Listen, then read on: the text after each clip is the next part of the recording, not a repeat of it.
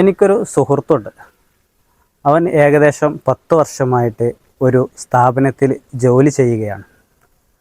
അവിടുത്തെ പ്രധാനപ്പെട്ട ഒരു പൊസിഷനിലാണ് അവൻ ഇരിക്കുന്നത്.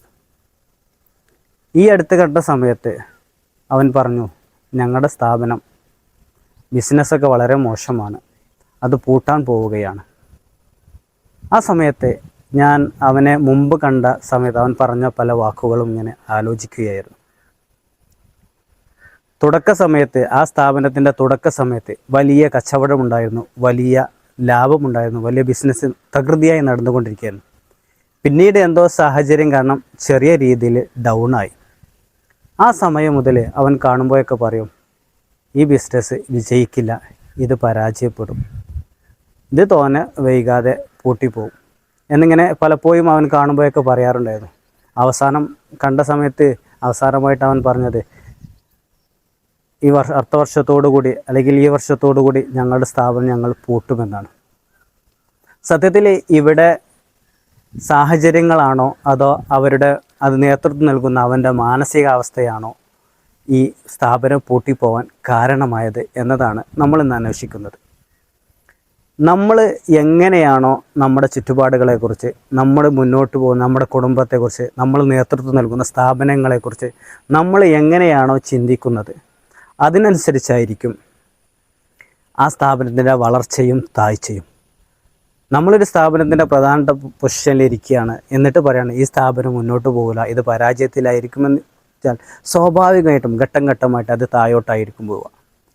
എന്നാൽ ഒരുപാട് പ്രയാസങ്ങൾ അനുഭവിക്കുന്ന ഒരു സ്ഥാപനത്തിൻ്റെ പ്രധാനപ്പെട്ട പോസ്റ്റിൽ നമ്മൾ നിന്നുകൊണ്ട് നമ്മളവിടെ പോസിറ്റീവായ കാര്യങ്ങൾ സംസാരിക്കുകയും ഇതിൻ്റെ വിജയത്തെക്കുറിച്ച്, വിജയ സാധ്യതകളെക്കുറിച്ച് അന്വേഷിക്കുകയും അപ്ഡേഷനുകൾ വരുത്തുകയും ചെയ്യുകയാണെങ്കിൽ തീർച്ചയായിട്ടും ആ സ്ഥാപനം വൈകാതെ പടിപടിയായി ഉയർന്ന് വലിയ വിജയത്തിലെത്തും.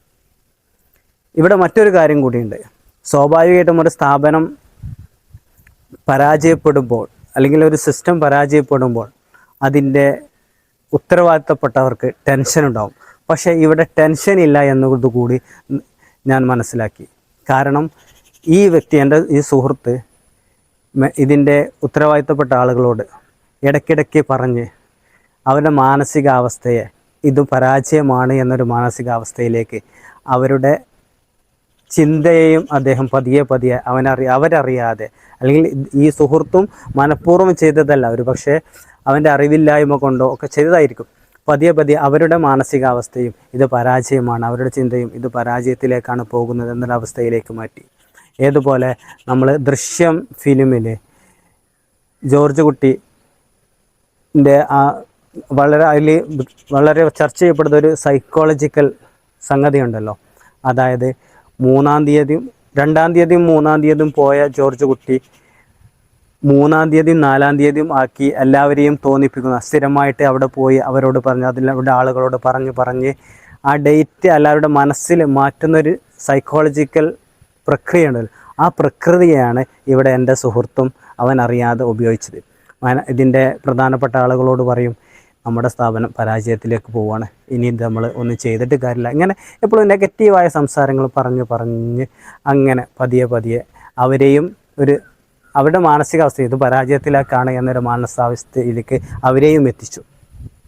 നമ്മൾ ഇവിടെയൊക്കെ ഞാനിങ്ങനെ മനസ്സിലാക്കുന്നത്, നമ്മളെപ്പോഴും പോസിറ്റീവായിട്ട് കാര്യങ്ങൾ അതിൻ്റെ യാഥാർത്ഥ്യ ബോധത്തോടു കൂടി, ഇവൻ ചെയ്യുന്ന ആ സ്ഥാപനം എല്ലാ കാലത്തും ജനങ്ങൾക്ക് ആവശ്യമുള്ളൊരു ബിസിനസ്സാണ് അവൻ ചെയ്യുന്നത്. പക്ഷേ അവൻ അതിൻ്റെ നെഗറ്റീവായിട്ട് ചിന്തിക്കുകയും കാര്യമായിട്ടുള്ള അപ്ഡേഷനുകൾ അതിൽ വരുത്താതിരിക്കുകയും ചെയ്തതുകൊണ്ടാണ് ഇത് പരാജയത്തിലേക്ക് എത്തിയത്.